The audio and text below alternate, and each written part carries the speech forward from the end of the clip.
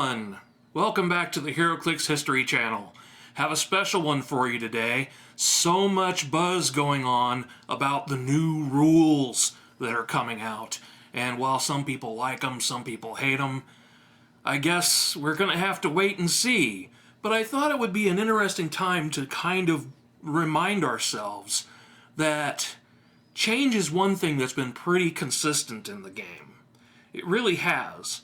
Let's take a second just to kind of look back.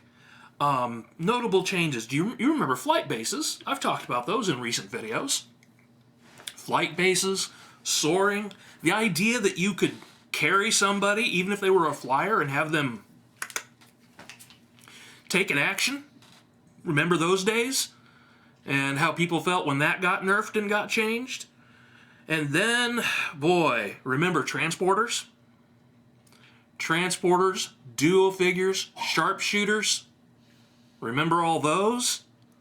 Those were, and if you look back on those dials, they still, of course, have those old printed dials with those abilities on them. Transporter essentially gave you hypersonic speed with a reduced attack value, along with being able to carry somebody. Now they've changed that into something else and streamlined it. And it turned out to be, I think, well, more or less for the better. Then we have, of course, the loss and the return of the Skrulls team ability. I mean, there was a point where we thought, okay, Skrulls aren't going to be around anymore because they just dumped the team ability and said it was no good. And then the Skrulls came back, and so did the team ability, with a couple little tweaks to it.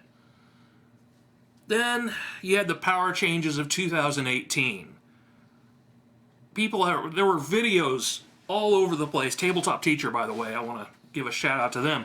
You could go to Tabletop Teacher and they had all kinds of explanations for how the new powers were going to work with the way that they re-streamlined those powers.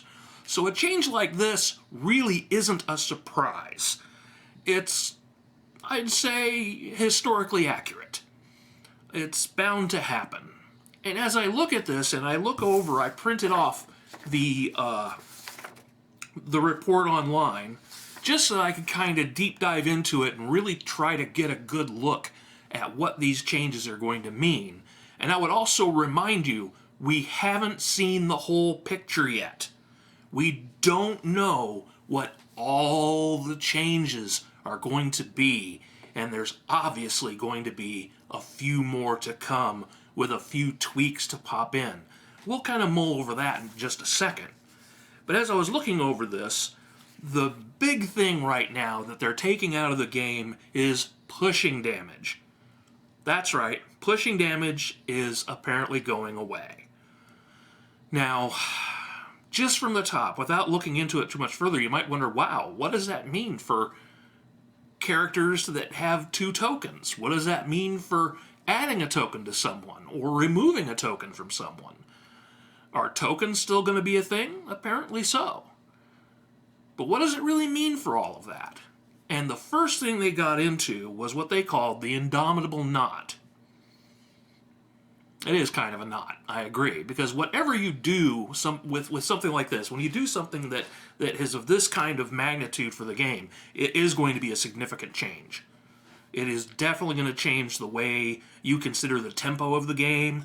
It's going to change how you plan your moves.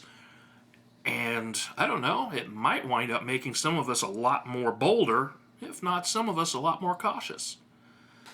So, when you look at willpower, the first thing that you figure would be changed for a power, they decided to make willpower basically a self-inflicted leadership.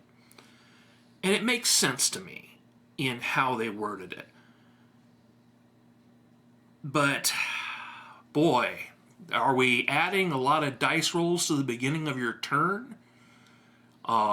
Which do you roll first? Leadership or willpower?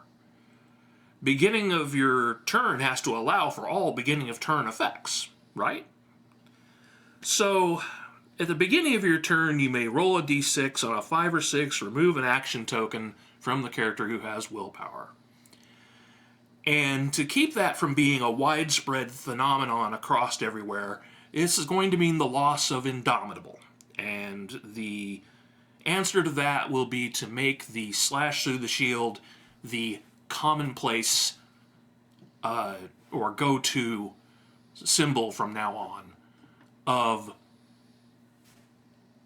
that area of the dial. Trying to come up with a good way to put it, I really don't have it. And retiring it, making the Stripe Shield standard defense symbol, as I could just read. Further, you have to wonder, I mean, I don't see that as being difficult to comprehend. I don't see that as being hard to work with. But like I said, I do see it as changing the tempo of the game in places. They've also applied directly some changes to Colossal Stamina and Giant Size and Colossal Figures. But Colossal Stamina apparently will be retired as a key phrase and replaced with the Great Size key phrase.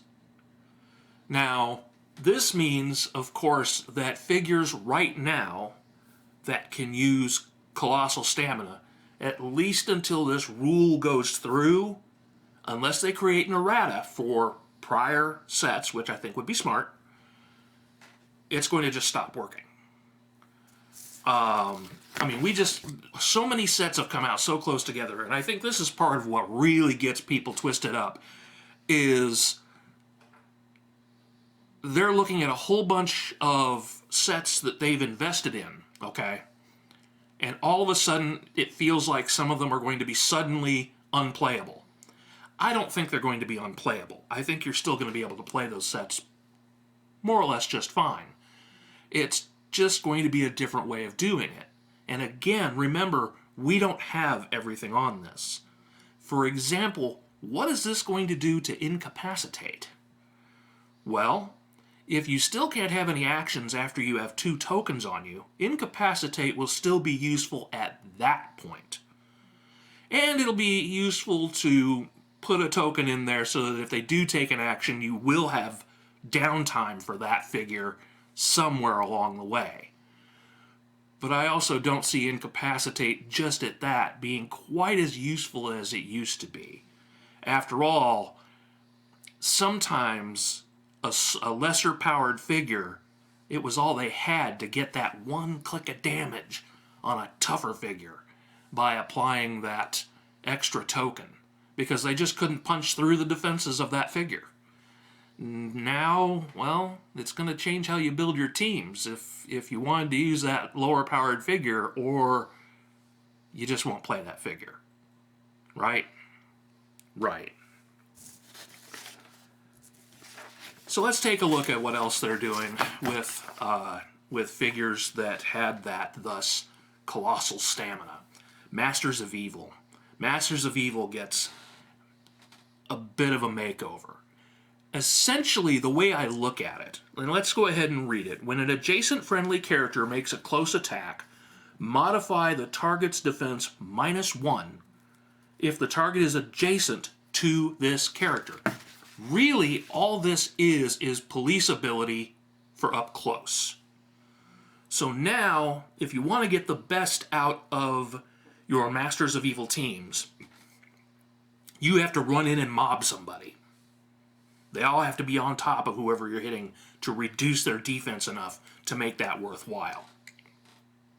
Masters of Evil are already kind of point heavy to begin with, and not a lot of them are, well, a lot of them are, actually. I'm getting screwed up on my words. Forgive me. More likely to be charge up close type figures, while there's a couple with giant reach and a few other abilities. But Masters of Evil is mostly a up close crew. I've never really cared for them much as a team. They just weren't my style. But if you like getting pulling a mob scene where you risk being a good target for Pulse Wave and Energy Explosion, I guess. But I know that at this point, and I understand, this always creates waves when they make these changes, right? So we have to take our time slow down, and see what all this is going to build up to and become. I think most of the changes that they've put out there are fairly easy to understand after you let them roll around in there a little bit. At first, I was a little confused. But a lot of us, you're going to have people like me, you're going to have the Heroclix History channel, and a few others. We're ready to help you, and I'm sure I can speak for a few of the other channels to get used to these rules and understand them so we can dive back into gameplay and make it all count. So, what do you think? What do you think about these changes? Do you think that it's going to be an overhaul and it's finally the worst change they could have ever done and you're done with Heroclix? Or are you going to give it a chance? Tell me what your thoughts are in the comments. Love to hear them. Thank you as always for tuning in. Here to help you out. Keep rolling those boxcars. And remember to subscribe and hit that bell. Keep on clixing.